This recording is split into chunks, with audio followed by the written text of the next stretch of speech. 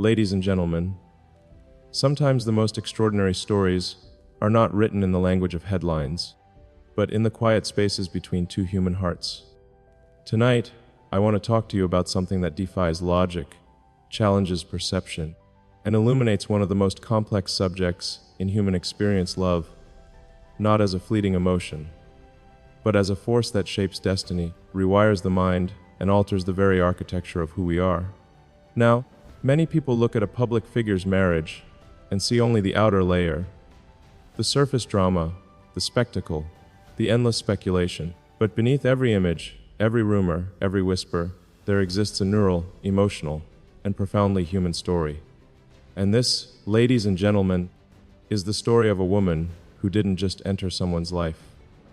She recalibrated his inner universe. When we speak about new beginnings, we often underestimate how biologically and psychologically complex they are. Neuroscience tells us that when a person falls in love, truly deeply, their brain undergoes a measurable transformation. The reward circuits light up as if the person were on a powerful stimulant. Dopamine floods the system, but so does oxytocin, the molecule of trust, of bonding, of long-term connection. And yet, if we stop there, we miss the real miracle. The way love can reprogram the brain's predictive model of the world. Because love, in its deepest form, is not an escape from reason. It is a higher form of reasoning. It is the brain learning to synchronize with another consciousness. It's pattern recognition on a divine level. And that's exactly what happened in this story. A merging not of fame and fascination, but of frequency and vision. This new wife, she wasn't chosen for appearances, for power, or for the optics that media obsesses over.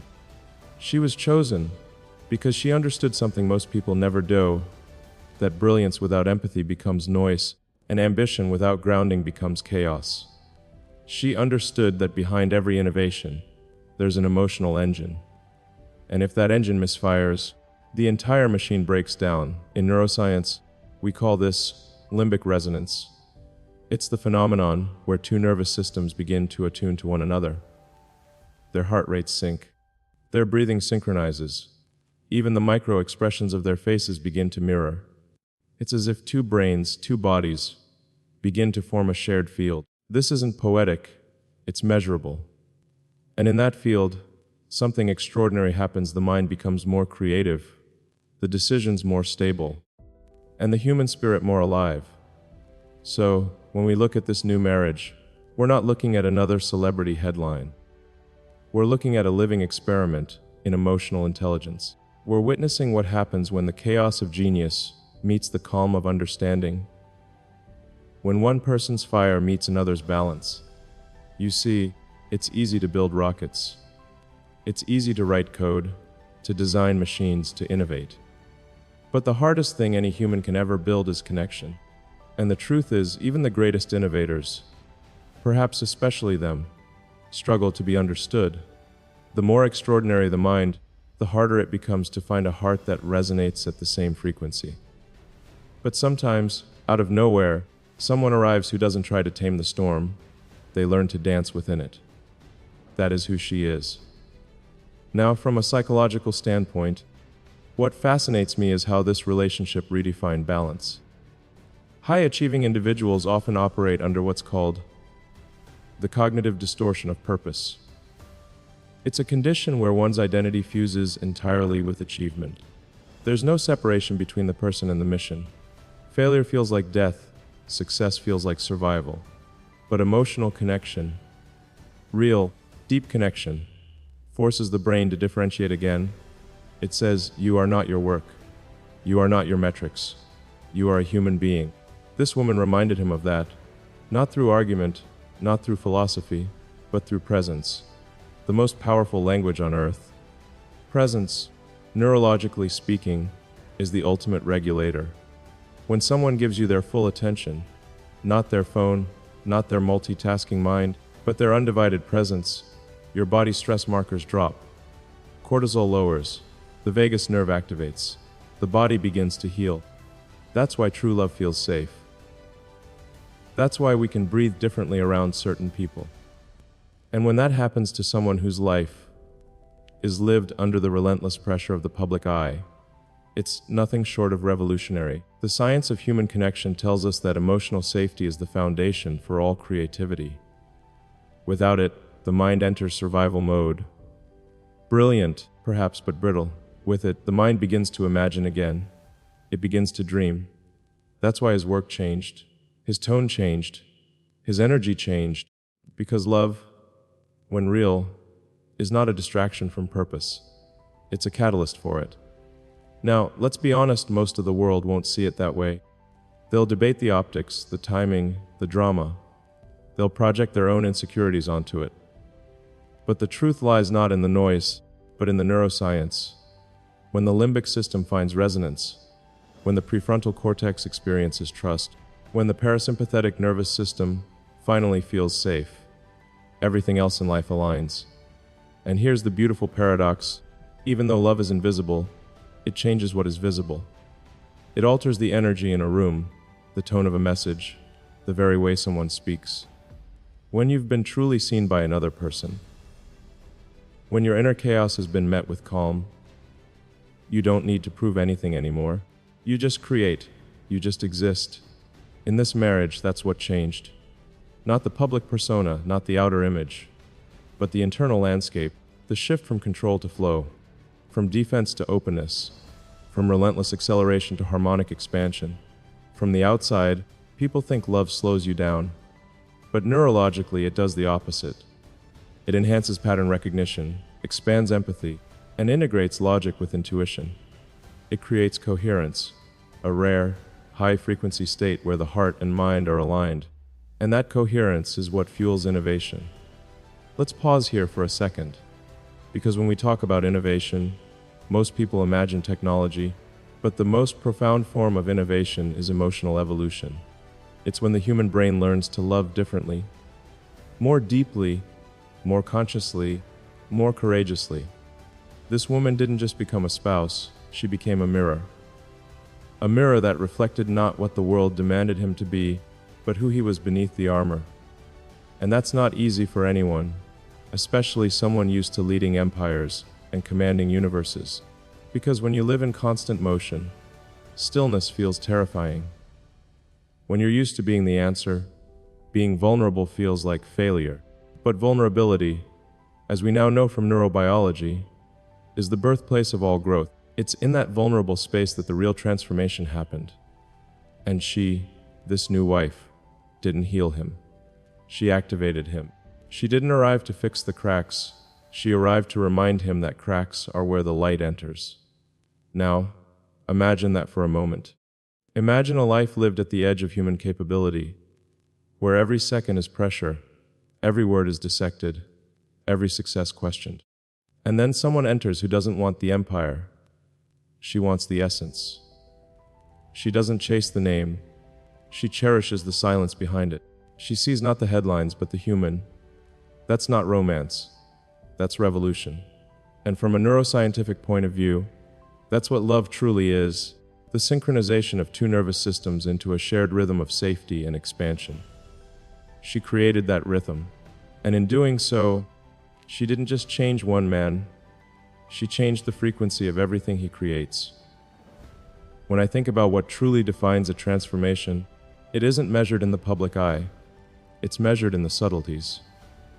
The pause between words, the way someone listens instead of reacts, the way a restless mind begins to rest, that is how you recognize that something deep has shifted. Not through grand gestures, but through peace, an unfamiliar, steady peace that begins to replace the constant motion of survival. For years, he lived in acceleration. Every project, every vision, every breakthrough ran on the fuel of necessity. The sense that if he didn't push the limits, the future would never arrive. But what happens when someone enters your orbit and changes your sense of time itself?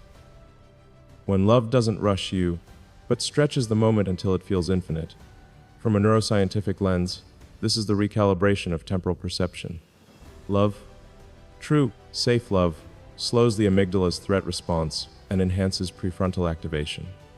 In other words, the brain stops bracing for impact and starts anticipating possibility. The chemistry of fear gives way to the chemistry of flow. This isn't poetic metaphor, it's measurable physiology. And that's what this new marriage brought into existence. A slowing of the storm without extinguishing the fire. She didn't try to change him. She expanded him. She created the space where genius could breathe. And breathing, ladies and gentlemen, is not a small thing. It is the single most overlooked form of intelligence the body has.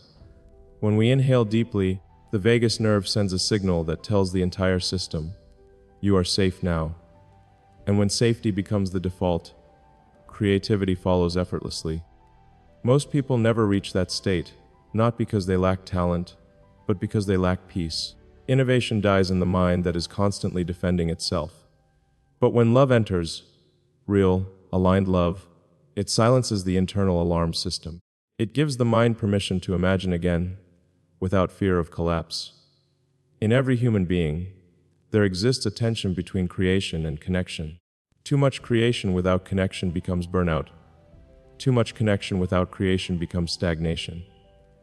But when the two coexist, the result is something transcendent. It becomes art, not just in the traditional sense, but in the way a person lives, speaks, dreams, and leads. That's what we're witnessing here, not a new chapter in a public life, but a new species of energy, one where innovation and intimacy coexist. I've often said that relationships are the most advanced technology humans have ever designed. They are living, adaptive systems of data exchange. Every glance, every touch, every silence carries emotional information that reprograms the brain. When two people operate in mutual understanding, their nervous systems begin to predict each other's states. This predictive synchronization is what neuroscientists call interoceptive attunement. It's not mind reading, it's heart sensing. And when two people reach that level of attunement, it doesn't just change how they relate, it changes how they think. Ideas that were once linear become fractal. Time feels elastic. The imagination feels infinite. That's the hidden science behind great partnerships. And it's the invisible story behind this one. She wasn't just a romantic partner, she was a stabilizing field. And if you understand energy, real human energy, you know how rare that is. Because most people in proximity to power are drawn to the flame, not to the foundation. But she saw the foundation, the human being beneath the noise, the one who needed not admiration, but grounding. And that, my friends, is what the human brain craves most, not intensity, but coherence. We are not wired to live in chaos. Our biology is designed for rhythm, the heartbeat, the breath, the circadian cycle. Everything about us longs for pattern, for balance.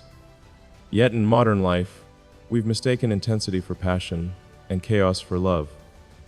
What she brought was the opposite, an ordered frequency that allowed expansion without disintegration. It's easy to love someone when they're calm, predictable, and at peace. It's far harder to love someone who lives at the edge of possibility, whose dreams outpace their sleep, whose mind never rests. But that's exactly the kind of love this woman, Maslov, is understanding, not control, love as witness, not possession. Psychologically, that level of emotional maturity is rooted in secure attachment. And secure attachment isn't about needing less, it's about trusting more. It's about knowing that even in absence, the connection remains. That kind of bond doesn't bind, it liberates. And liberation is exactly what he needed. For someone who spent a lifetime conquering the external world, the greatest discovery was internal freedom, the freedom to feel, to fail, to be human. You can't quantify that in metrics or headlines, but you can sense it. You can see it in the softening of the gaze, the slowing of the breath, the quiet confidence that comes from being seen without condition. And if you think this is merely about romance, it's not. It's about human evolution. Because the truth is, every great leap in human progress has come not just from intellect, but from empathy, from the ability to connect, to feel, to imagine what another person experiences and respond with compassion instead of calculation. This marriage, in that sense, represents something much larger than two individuals. It represents the merging of two kinds of intelligence, analytical and emotional, technical and intuitive. The fusion of logic and love. That's the next frontier of human development, the integration of those two energies. The mind can design rockets, but only the heart can decide where to fly. She reminded him of that. When we look back at history, we often isolate the innovators as solitary figures. Einstein, Da Vinci, Tesla. But that's not the whole truth. Every one of them had someone who grounded them, who reminded them of the world beyond equations. Someone who reminded them to eat, to sleep, to laugh. That's what keeps genius from self-destruction, not applause, but connection. And in this case, connection became a superpower. I've spent years studying the neuroscience of success, and the one pattern that repeats across every high performer is this. Their breakthroughs come not from burnout, but from moments of love, from moments when they felt deeply understood. Because when you are seen, truly seen, your nervous system shifts from defense to expression. That's when you stop surviving and start creating. So, when people ask what changed, the answer is simple. Everything. The man who once measured time in launches and deadlines began measuring it in shared moments. The one who once sought progress above peace began realizing that peace is progress. The one who once led armies of engineers began learning to lead his own heart. And it all began with her presence, that quiet force that demanded nothing but authenticity. In a world obsessed with noise, she became the silence. In a world addicted to speed, she became stillness. In a life built on control, she became surrender. And surrender, paradoxically, is where true power begins. Because surrender doesn't mean giving up, it means opening up. It means allowing life to flow through you rather than forcing it to obey you. It means understanding that love, like gravity, is not something you control, it's something you align with. That alignment changed everything. It changed how he spoke, how he led, how he imagined the future. Because when your heart is aligned, your vision expands. When your nervous system is calm, your intuition sharpens. When you love deeply, you lead differently.